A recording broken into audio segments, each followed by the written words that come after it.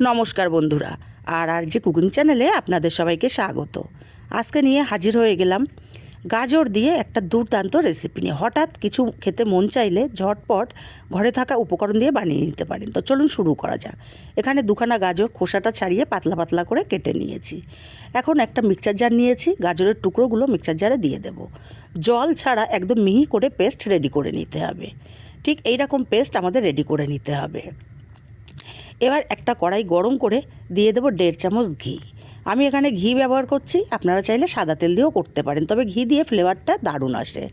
ঘিটা কড়ার গায়ে ছড়িয়ে গাজরের পেস্টটা দিয়ে দিলাম।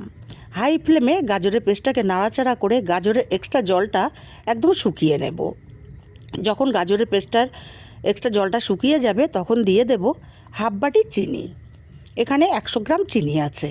চিনিটাকে দিয়ে নাড়াচাড়া করে চিনিটা গলিয়ে যাওয়ার অপেক্ষায় থাকলাম। চিনিটা গলে গেছে। এই পর্যায়ে এখানে দিয়ে দেব যেই বাটি মেপে আমি চিনি দিয়েছিলাম সেই বাটি মেপে 1 বাটি দুধ। দুধটাকে দিয়ে ভালো করে নাড়াচাড়া করে মিশিয়ে দিয়ে আমি দুধটা ফুটে ওঠার অপেক্ষায় থাকবো। দুধটা যখন এরকম ফুটতে শুরু করে দেবে তখন এখানে দিয়ে দেব ওই একই বাটি মেপে 1 বাটি সুজি, আর দেব হাফ বাটি ময়দা, দিয়ে দেব স্বাদ মতো লবণ। সব কিছু একদম লো ফ্লেমে নাড়াচাড়া করে একটা ডো রেডি করে নিতে হবে। খুব ভালো করে লো ফ্লেমে মেশাতে হবে, ফ্লেমটা হাই করা যাবে না, তাহলে দুধটা শুকিয়ে যাবে, সুজিটা ভালো মতো রান্না হবে না। সব কিছু খুব ভালো মতো মেশানো হয়ে গেলে এখানে দিয়ে দেব 2 চামচ নারকেলের পাউডার। নারকেল পাউডারটা দিলে টেস্টটা খুবই ভালো আসে। নারকেল পাউডারটাকে দিয়েও খুব ভালো করে মিশিয়ে নিতে হবে। একটা ডো রেডি করে নিতে হবে, ফ্লেমটা একদমই হাই করা যাবে না। ডোটা রেডি হয়ে গেছে, আলাদা পাত্রে নামিয়ে একটু ঠান্ডা করে নেব।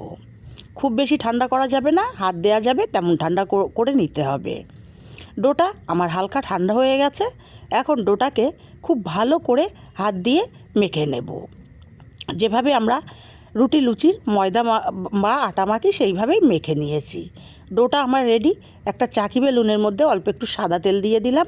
সাদা তেলটা খুব ভালো করে মাখিয়ে নেব, তাহলে আর ডোটা আটকে যাবে না। এখন ডোটা এখানে নিয়ে মোটা করে বেলে নিতে হবে। আমি প্রথমে বেলেছিলাম, কিন্তু জায়গাটা ছোট হয়ে যাওয়ার দরুন আমি কমিয়ে অর্ধেকটা নিয়ে বেলে নিয়েছি। এখন চারি সাইড কেটে নেব। আর যে সাইডের অংশগুলো এগুলো ফেলে দেব না, এগুলো দিয়েও পরে আবার তৈরি করে নেব। এইভাবে চারি সাইড কেটে নিয়ে তারপরে মাছ বরাবর কেটে নেব। বন্ধুরা, রেসিপিটা ভালো লাগলে একটা শেয়ার করতে ভুলবেন না, আর চ্যানেলটা সাবস্ক্রাইব করে আমার পাশে থাকতে ভুলবেন না। এইভাবে প্রথমে লম্বা করে কেটে নিয়েছি, তারপরে আবার চৌকো শেপ করে কেটে নেব। তারপরে আলাদা পাত্রে উঠিয়ে নেব, আর বাকিগুলো একইভাবে সব বেলে নেব। দেখুন আমি সব একটা প্লেটের মধ্যে উঠিয়ে নিচ্ছি, আর একইভাবে সবগুলো বেলে নিয়েছি।